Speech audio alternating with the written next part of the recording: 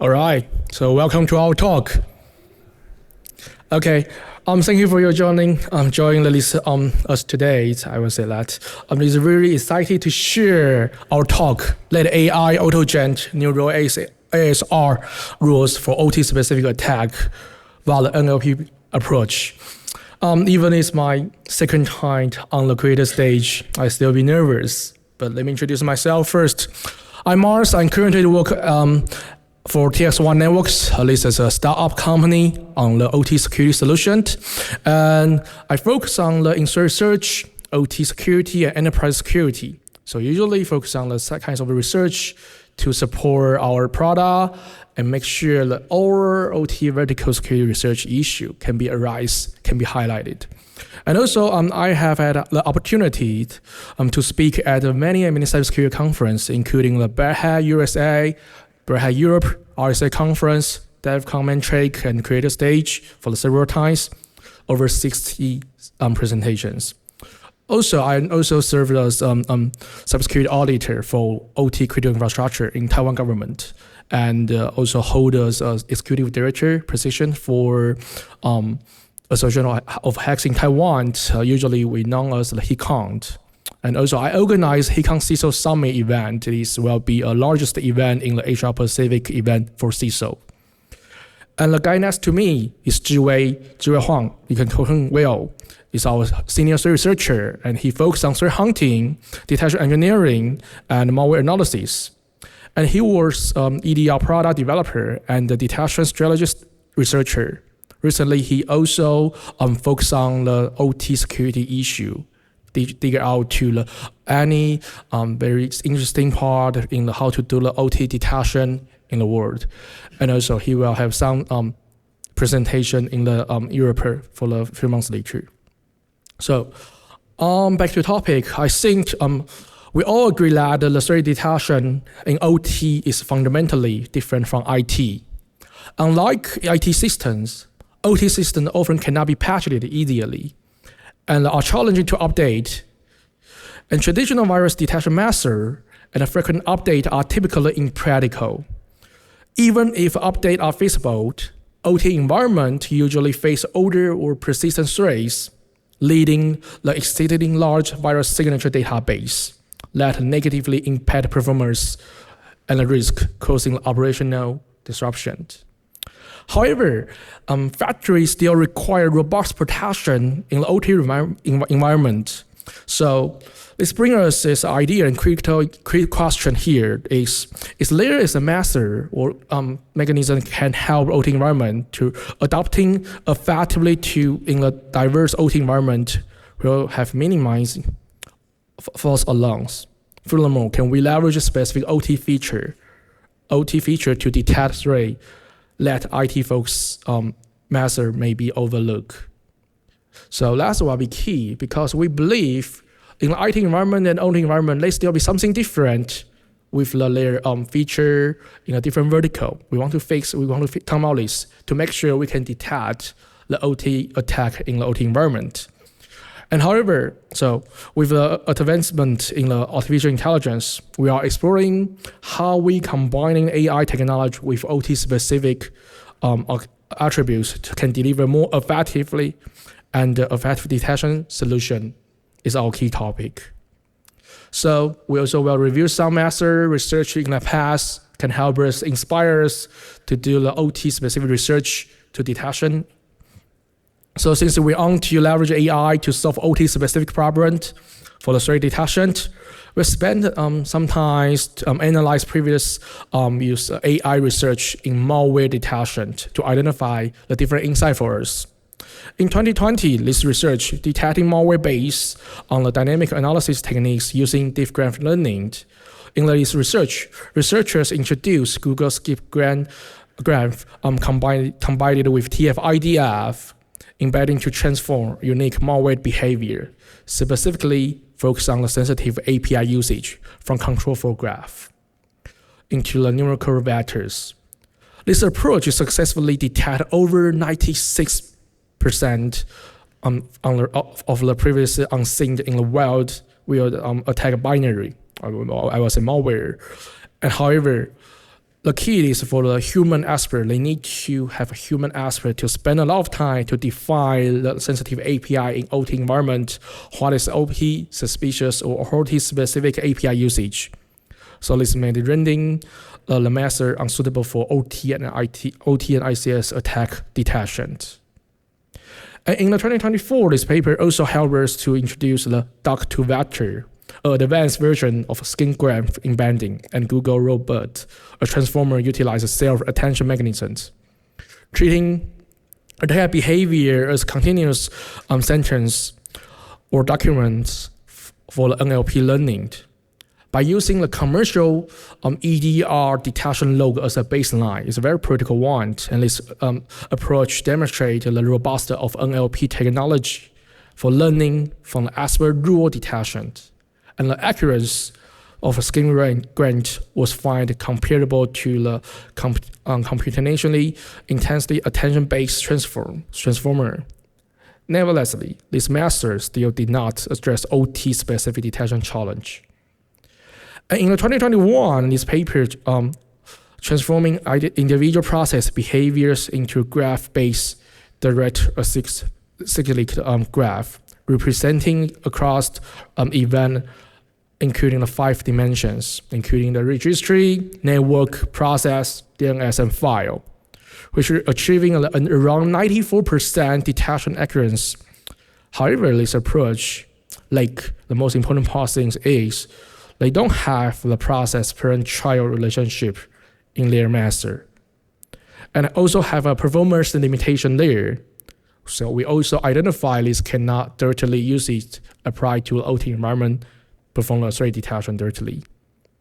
But we still believe it's beneficial to learn from the all things defined rules for identifying suspicious activities. This comprehensive approach remained impractical as a security solution due to the performance limitations. But this still leads to a crucial question. Why is a process relationship so critical for semantic detections? Why is it so important? So we just consider a few cases. So consider a case with a Russia Sandworm group disrupt the Ukrainian power grid using the novel OT attack methods involving the leaf of land attack techniques. This cannot be detected by the IT environment or IT EDR directly. But we also this can help us is we analyze the parent-child process relationship. Cheng has proven invaluable during a SOC for forensics investigations. Such tactics are often difficult to flag as malicious by IT EDRs. And numerous variants found in OT environment underscore the importance of process relationship identifications for effective threat detection. So check the specific scenario for further emphasize the critical role of process relationship in identifying malicious or suspicious behavior. For example, here in the case 1, the process SVC host.exe. So we will say this will be benign initially. But if we take a look at the case, another case for the SVC h0st.exe appear very suspicious, but hard to confirm more detail that because we don't know what malicious behavior they did. But furthermore, when the explorer.exe launch WS script followed by learned.bbs and then cilc.exe, the pattern suggests us to towards instead one leaf of land binary attack techniques. So if we have parent-child process to chain the overall behavior layer, can help us identify what is suspicious and what is malicious layer. And another example is here is Adobe Reader or Microsoft Office. Like trigger PowerShell, this will be a strong indicator of malicious behavior. So this case underlined why we understanding the process relationship is essential to in the OT environment perform the threat detection. And also in OT environment, many benign behaviors continuous trigger false alarm from the various AV EDRs. Only a secret few multi-layer EDR solutions effectively can trigger out the low threat from the benign activity through the overlap between benign OT actions and real threats happen frequently. Such a case, including leaf of land binaries, or we will say, must be accounted for within our defensive strategy to ensure comprehensive threat detection. Unfortunately, even with capability chains, we train every behavior layer. We typically can only determine malicious intent at the very end of the attack chain. However, if OT detection can alert earlier or provide an early warning event, instance and malware may be prevented more effectively. This will be our goal in the final purpose. For instance, detecting abnormal or suspicious behavior in benign software earlier can indicate a potential compromise, because we don't know in those who is benign in the OT environment. We need to identify one by one. So our goal for nowadays is very clear here. We want to find a way to do the malicious behavior detections. However, current detection method depends heavily on the various detection or attack surface reduction rules from a system like Microsoft Defender. They use that. So if we want to leverage that to like ASR rule to prevent or detect the threat, we will come up with question is we still have a question is we don't have too much human resource to make the expert rule layer. So last key point is we also want to leverage AI. Can AI help us to achieve this or not? Consider the previously discussed NLP methodology. We propose a novel machine learning model specifically designed to address OT and ICS detection challenges. So after overexploring benign OT-specific behavior to SQ attacks, which are difficult for IT central ADR system to quickly identify and block. Additionally, real-world OT attack operation will trigger suspicious activity alert. More focus on suspicious, not malicious directly. So further complicating threat identifications. So can we build a machine learning model capable of learning baseline normal behaviors or identifying deviations in the activity of attacks and subsequently block such malicious activities? That's what we key. So several factors must be considered when we apply AI in OT environments. So the model must be lightweighted and robust, effectively learning suspicious behavior from intensively real-world OT data set.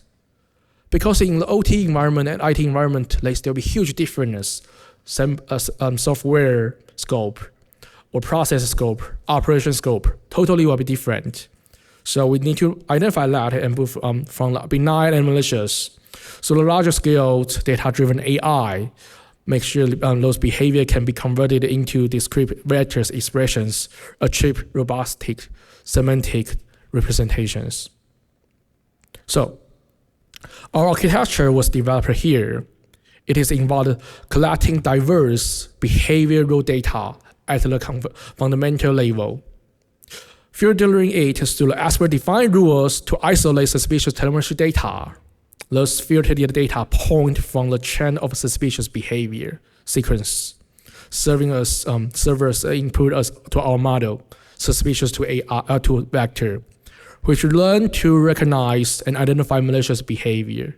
Because in OT, we need to make sure it's suspicious first, and then to further checking and identify it's malicious or not. Because the diverse environment issue, we cannot identify as malicious directly, and we don't. And our model architecture built up on adjustment from the IEEE SMP 2019 as-to-vector model. The core utilized actor representations to qualify the discrete risk state with the in process trend, determining the suspicious by predicting central command based on the contextual behaviors, modeling both temporal sequence and immediately suspicious activity. So we conducted extensive experiments summarized by our data set, which including over 150 human-defined ASR rule for the suspicious behavior and a little bit for malicious behavior. And 2 million telemetry records spanning the benign, suspicious, and malicious from over 50,000 binaries, all real from OT environment. So we make sure it's OT specific, OT features. And those data set enfolded our model's training perimeter and malware behavior indexing. So the process will be the dynamic behavior analysis will select a selected model, a selected malware. And next, much malware suspicious behavior trend feed into suspicious to vector for malware judgment. And malwares on semantic are indexed to classify the behavior currently. At this stage, the model is operational for detection. And finally, input a new suspicious behavior sample into the model enables immediately detections. It's very clear, lightweight, and can be applied to the OT environment because it will be pre-trained, lightweight. So using this model, we successfully identified 12 distinct malware threats from the data set in over 50,000 samples. So all real and all real in OT environment in a factory, in different factory. And next question is, how do we accurately determine the detail of malware? Let's explore the two cases. So in the first case, involved a specific Wei-Huang and its variant. 4 of our suspicious rule, our ASR rule, were subsequently triggered. And in our model, so the behavior are concatenated into the malware vector, categorizing the least example as a Wei-Huang in MA2. So we know and we can identify what kinds of malware group belongs, and also more easily based on the model. Even they are variant, they are not in the loss pattern, static pattern database. And the next question will be, usually we leverage machine learning model, we can identify malicious or suspicious, but we don't know what kinds of behavior there. That will be key. But in our environment, in our machine learning model, because we base on those ASR rule for the suspicious behavior, so we use the low suspicious rule will mark based on MITRE-ID or known ransomware behaviors, providing clear and clarity and relevance. Specifically, the Wei-Huang is in this low behavior will be figured out and triggered by the rule content, like this wrong attended its persistence by registering it itself as a Buddha service, and set itself as a default network proxy to capture local network traffic, and clean the default proxy cache of the Internet Explorer to ensure continuously traffic monitoring. So all things and all behavior can be identified. So for incident response team in the OT environment, they will know what kinds of things they need to take action in the next steps. And the second case involves another distinct Wei-Huang here. We identify the vector behavior consistent of the 5 sequence behaviors, categorizing this as a model malware type Wei-Huang gamma rule. And also we know the more things is there are 5 suspicious behavior detected and explainable and traceable. Utilize the vector sequence to identify malwares, allow those behavior to be grouped and analyzed effectively. In this scenario, the Wei-Huang groups itself as hidden systems file, establish the persistence by registering as a Buddha service, and clean the default Internet Explorer proxy cache to maintain effective traffic monitoring. Those behaviors significantly support the subsequent response and remediation effort. And also based on our model, we can identify the different variant group. They are various, Wei-Huang, children, backdoor. We can identify each type because they have the same feature layer inside our rule. And also we can identify different variant group in our rule. So even they change the binary, imprison a new one, we don't worry about that because the key feature for the behavior feature still on that. So checklist will be overlap the behavior between the two malware cases. Those overlap from the core basis by which our model recognized and categorized a malware to identify the one variant. And last page here, even also our model remains experimental. It is still demonstrated promise for effectively lightweight and long-term malware detection in OT environment. Because the problem we would like to fix is a real and practical problem layer.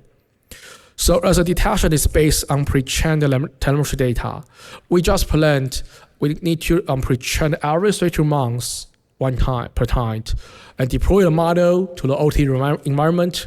We can make sure they still can have a high detection rate in the real OT environment.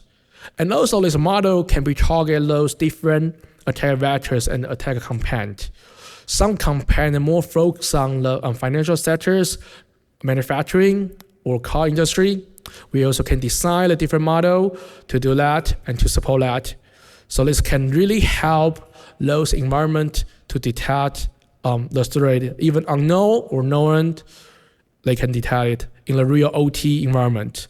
So our model can deliver more accurate detection and robust protection for this. So we also were based on this to do a more experiment in the different vertical, by car, by manufacturing, by semiconductor, and to each model layer.